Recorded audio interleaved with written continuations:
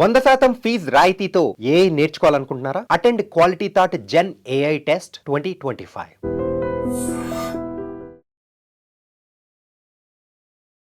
Hi hello నమస్తే welcome back to iDream media. ఈరోజు మనతో ఉన్నారు సర్టిఫైడ్ ఫైనాన్షియల్ ప్లానర్ అయిన రామచంద్రమూర్తి గారు.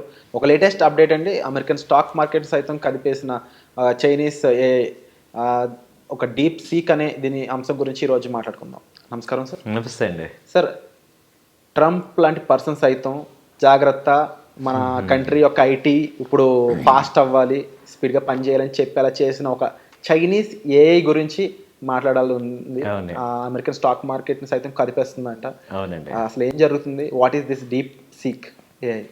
నిజంగా అండి, డీప్ సీక్ అనే ఒక కంపెనీ నిన్న వచ్చిన కొత్త వర్షన్ నాస్డాక్ టెక్ స్టాక్ అన్నిటినీ కూడా దాదాపు 8% ఫాల్ అయినాయి. సో వన్ డే ఫాల్, అది ఇప్పటివరకు అంత ఫాల్ లేనిది, ఈ మధ్యకాలం లేనిది ఒకటి కరెక్షన్ వచ్చింది. ఎందుకంటే యూఎస్ మార్కెట్స్ ఇప్పటిదాకా ఏఐలో లీడింగ్ ఉన్నారు.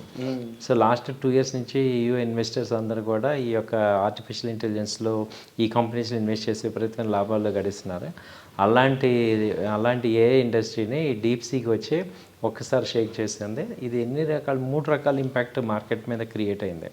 ఒకటి ఏంటంటే all IT companies, US IT companies ఈ డీప్ సీక్లో ఉన్న ఫెసిలిటీస్ చాలా ఎక్స్ట్రాడనరీ ఫెసిలిటీస్ ఇచ్చారు డీప్ సీక్. రెండవది ఏంటంటే ఇది లెస్ ఎనర్జీని కన్సంప్షన్ చేస్తుంది. చాట్ జీపీటీ ఇవి వాడేదానికి, ఇక్కడ డీప్ సీక్ వాడేదానికి మినిమం 50% కన్సంప్షన్ తగ్గుతుంది. కాబట్టి పవర్ స్టాక్స్ మీద కూడా బాగా ఇంపాక్ట్ అయింది. తర్వాత మూడోది ఏంటి అంటే ఇది relatively cheaper than the US companies ఉన్న కంపెనీస్కి. So cost effective, plus energy తక్కువ ఉంది, ప్లస్ ఎక్స్ట్రాడినరీ ఫీచర్స్ ఉన్నాయి. కాబట్టి ప్రపంచం మొత్తం కూడా దాన్ని ఉలికి పడేలాగా చేసింది. సో ఇప్పుడు ఇక్కడ ఏం జరుగుతుందంటే చైనాది ఒక రకంగా ఏంటంటే దానికి ఇవాళ కాదు, ఎప్పటి నుంచి కూడా లో కాస్ట్ తీసుకొచ్చి మొత్తం ఆల్ ఓవర్ ఇండియా వరల్డ్ మీద ప్రమోట్ చేయడం అనేది వాళ్ళకి బిజినెస్ మోడల్. యూఎస్ అంతా కూడా క్యాపిటల్ ఎఫెక్టివ్, అంటే క్వాలిటీ పెంచి రేటు పెంచి ప్రొడక్ట్ చేసేది. అది చైనా ఫీచర్స్ ఎక్కువ. సో కాబట్టి మనం చైనా మొబైల్స్ ఇవన్నీ చూస్తున్నాం కదా కంపారిటివ్లీ. సో ఒక రకంగా చూసుకుంటే లార్జ్ పీపుల్కి మీట్ అవ్వడానికి చైనా ప్రోడక్ట్ ఒక రకంగా యూస్ అవుతుంది. అలాగే ప్రీమియం క్వాలిటీకి ఏంటంటే యూఎస్ మీట్ అవుతుంది. బట్ దీనివల్ల అడ్వాంటేజ్ ఏంటంటే హెల్దీ కాంపిటీషన్ ఉండటం వల్ల ఈ రంగంలో విపరీతమైన గ్రోత్ అయితే కనపడుతుంది. ఇక ఇప్పుడు కాంపిటీషన్ అనేది నెక్ టు నెక్ వెళ్ళింది. కాబట్టి అన్ని కంపెనీస్ ఈ ఫార్మాట్ని, 2 ఫార్మాట్ని చూసుకొని, అంటే చైనా ఇప్పుడు ఈ డీప్ సీక్తో పాటు దీనికి కాపీయింగ్ వస్తుంది. కాబట్టి వీటిలో ఈ యొక్క నాలెడ్జ్ని గెయిన్ చేయడం అనేది ఎక్కువ జరుగుతుంది. కాబట్టి మనం రాబోయే 2-3 సంవత్సరాలు ఏమవుతుందంటే ఇక ఏఐ రిలేటెడ్ వరల్డ్ అనేది చూస్తాం. సో మీరు అన్నట్టు ట్రంప్ లాంటి వ్యక్తే జాగ్రత్తగా ఉండండి అని చెప్తున్నారంటే, సో రాబోయే రోజుల్లో ఏమవుతుందంటే ఏఐ ఒకటి, తర్వాత రోబోటిక్స్ ఇవన్నీ కూడా మన కళ్ళ ముందు కనపడుతూ ఉంటాయి. అలాగే అవి తెచ్చే రెవల్యూషనరీ చేంజెస్ని మనం ఇమాజిన్ కూడా చేయలేని చేంజెస్ అయితే వస్తుంటాయి. అండ్ రామచంద్రమూర్తి గారు, ముఖ్యంగా మీరు చెప్పండి, ఇప్పుడు ఇండియన్ ఐటీ అనేది ఏ విధంగా ఉందో తెలుసు. ఇది డెవలప్ అవ్వడానికి నిజంగా చైనా నుంచి మనం ఇన్స్పిరేషన్ తీసుకోవచ్చు అంటారా? ఎందుకంటే అమెరికన్ స్టాక్స్ సైతం అంటే అక్కడ ఐటీ ఇండస్ట్రీని కదిపేసే అంత టెక్నాలజీని చైనా వాళ్ళు డెవలప్ చేస్తున్నారు చాలా తక్కువ ప్రైస్లో అన్నప్పుడు వాట్ కైండ్ ఆఫ్ ఇన్స్పిరేషన్ మనం టేక్ అవుట్? వీళ్ళే కాదు సార్, ఇండియానే కాదు, మొత్తం అందరూ కూడా చైనా యొక్క శక్తి సామర్థ్యాలు కానీ, వాళ్ళ యొక్క కెపాసిటీని కానీ, మంచైనా చెడైనా రెస్ట్ ఆఫ్ వరల్డ్ మీద విపరీతమైన ఇంపాక్ట్ ఉంటుంది చైనా యొక్క టెక్నాలజీ. అలాగే అది ఫెయిల్ అయినా కూడా విపరీతమైన ఇంపాక్ట్ ఉంటుంది. సో కాబట్టి ఏంటంటే చైనా అనేది ఇవాళ రేపు ఒక చాలా ప్రీమియంగా చూడాల్సిన కంట్రీ. సో రివల్యూషనరీ చేంజెస్ కానీ ఇవన్నీ అవుతున్నాయి. మనం మొన్నటిదాకా ఏంటి, చైనా మీద రియల్ ఎస్టేట్ స్లంప్ అయిపోయింది, మార్కెట్స్ డౌన్ అయిపోయినాయి. కరోనా తర్వాత అంతా ఒక రకమైన బ్యాడ్ వచ్చింది. అలాంటిది ఈ యొక్క డీప్ సీక్తో మళ్ళీ చైనాకి పూర్వవైభవం వచ్చే అవకాశాలు ఉన్నాయి.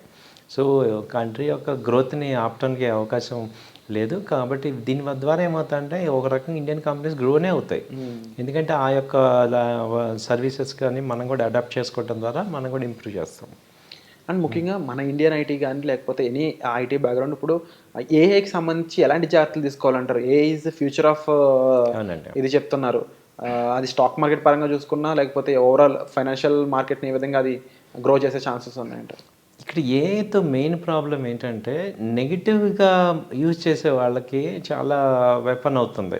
పాజిటివ్గా ఉన్నంత వరకు కూడా మనకి ఫెసిలిటీస్ ఉంటాయి.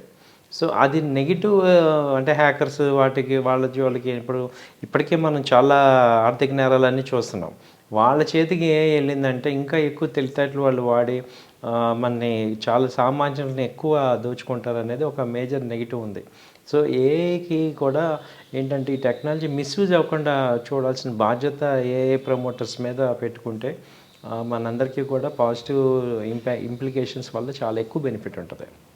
అండ్ నెక్స్ట్ ఐటీకి సంబంధించి ఇండియాలో మార్కెట్ ఏ విధంగా ఉండే ఛాన్స్ ఉందంటారు? ఎనీ న్యూ ఇన్వెన్షన్స్ వస్తేనే మనం సేఫ్ అవ్వడానికి ఎక్కువ స్కోప్ ఉందంటారా, లేకపోతే ఇప్పుడున్న మార్కెట్స్ పరంగా ఏంటి పరిస్థితి? ఇప్పుడున్న మార్కెట్కి ఇక్కడున్న శాచురేషన్కి అయిపోయింది సార్. ఇంకా ఇప్పుడు ఐటీ ర్యాలీ 20 years ర్యాలీ వచ్చింది. 2000 నుంచి మనం 2025 దాకా మ్యాక్సిమం ర్యాలీ చూసాం. ఇప్పుడు ఏంటంటే ర్యాలీ సేమ్ టర్మ్స్ మీద అవ్వదు. కాబట్టి ఇప్పుడు నెక్స్ట్ ప్లాట్ఫామ్స్ మారాల్సిందే, నెక్స్ట్ లెవెల్కి వెళ్ళాల్సిందే, రోబోస్ రావాలి, ఆ కంపెనీస్ అవన్నీ దానికి అప్డేట్ అవ్వాల్సిందే. అప్పుడు అది గ్రోత్ ఉంటుంది. మళ్ళీ ఆ గ్రోత్ అంటే ఇప్పుడు 2025 నుంచి 2050 వరకు తీసుకుంటే గ్రోత్ అంతా ఈ రోబోస్ కానీ, ఆర్టిఫిషియల్ ఇంటెలిజెన్స్, ఆ తర్వాత ఇక్కడ ఎలక్ట్రికల్ వెహికల్స్, బయోడీజిల్, ఈ బయో ఎనర్జీ వీటి మీదే ఉంటుంది తప్ప రెగ్యులర్గా మళ్ళీ టెక్స్టైల్ ఇండస్ట్రీ, సిమెంట్ ఇండస్ట్రీ ఇలాంటి ఇండస్ట్రీస్ మీద ఇంకా రెగ్యులర్ ఐటీ కంపెనీస్ వీటి మీద ఎక్స్పెక్ట్ చేయకూడదు.